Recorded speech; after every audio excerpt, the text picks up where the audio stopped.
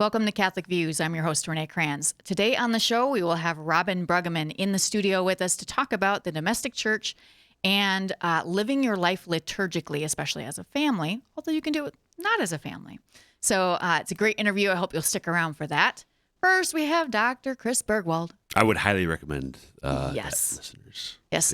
Robin has been on Chris's show Ignition several times, and she's always a great guest. Yep. And If she's never been on, not with me. Now, I don't know if she would ever on previously, but with me, she has not been. And I don't think she's been on Catholic Views. Lead Him to Life, maybe? Maybe. I think Emily had her on. Yeah. So I was the last. Darn it. Save the best for last, right, I guess, of course, is what Robin course. did. Yes. So what do you got for biblical bites? Renee, what's today, Renee? 15th Sunday in ordinary time? Prepared. I can count or remember what I counted last week. Say, How about that? Has it helped you in the past? So I know. You're right. Maybe I can't count. So the first reading today, it comes from the book of the prophet Amos. Okay. So it's a short reading, so I'm just going to do my sometimes very quick reading. This is going to be a paraphrase, Bill. Don't be disappointed. No, it won't be a paraphrase. No, okay. It's going to be a quick reading, kind of like the commercials where the guy fits in all the legalese. Oh, okay. Awesome. Amaziah, priest of Bethel, said to Amos, "Off with you, visionary. Flee to the land of Judah. There earn your bread by prophesying, but never again prophesy in Bethel, for it is the king's sanctuary and a royal temple." Amos answered Amaziah, "I was no prophet, nor have I belonged to a company of prophets. I was a shepherd and a dresser of sycamores. The Lord took me from following the flock and said to me, 'Go prophesy to my people Israel.'" That's the reading. First reading. Wow. Hey, that is short. I have no idea what just happened, though. You have no idea what just... Okay, there we go. I hope Bill was listening intently. That actually caught me. Yes, what does that mean, people? Any idea? What's a sycamore? Well, sycamore, yeah. Yeah. What do you mean? I don't know. What would dressing be, You Bill? put clothes on it. That's what... I don't think so. I don't have time to talk about that. Is a dresser of sycamores. I don't want to steal people. Look it up. Okay. Look it up. Okay. Amaziah is a priest of Bethel, and he basically lays into Amos, "Get out of here, go to Judah, but never again prophesy in Bethel, for it is the king's sanctuary and the royal temple." The king's sanctuary and the royal temple. Now, okay, correct me if I'm wrong here, Renee, but isn't the temple somewhere else? Yeah, it's not in Bethel. Where is it? I don't know where Bethel even is. Right. Where's the temple? In Jerusalem?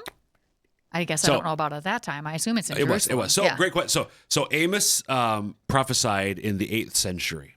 Bill, that means the 700s BC. Just. Wow.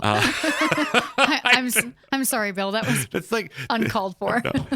You do it all the time. I don't know what you're talking about. So, 8th century Jerusalem has been around for a long time. This is after Solomon. And okay. So the northern and the southern kingdoms have split. The tribes have split. You got the 10 in the north who are now called Kingdom of Israel, and the 2 in the south called the Kingdom of Judah. Mm-hmm. So this is where it gets confusing because it used to be all Israel, and now Israel is just the northern part kingdom.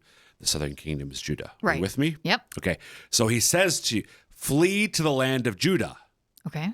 So Bethel is in the southern, it's not that far north of Jerusalem, but it's far enough north where it's in the northern kingdom of Israel. Okay. Okay.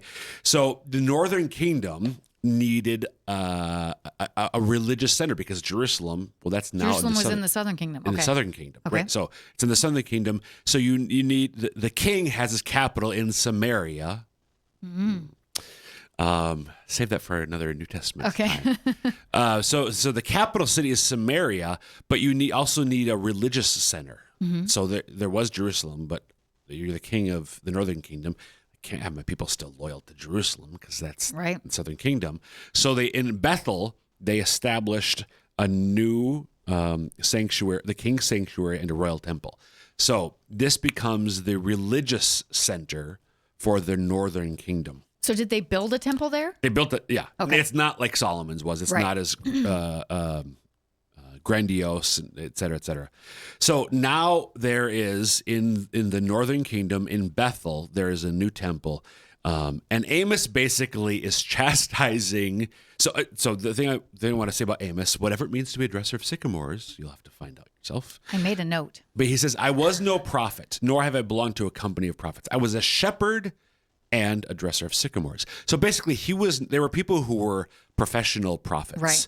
Amos is not one of them. He was doing his thing with the sycamores and the sheep, and then the Lord called him.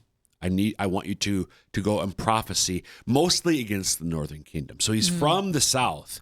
He's from Judah, but the Lord has asked him, my people in the north are getting way off track. It seems like a scary proposition. Exactly. Yeah. But so it is. It's a scary proposition. But so what I want to emphasize here, he's from the south. He's called to go and correct, challenge, call people's attention to the fact that they're violating what the Lord has done them to, has asked them to do.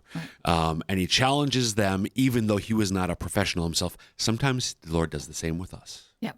Good stuff, Dr. B. Thank you. You bet.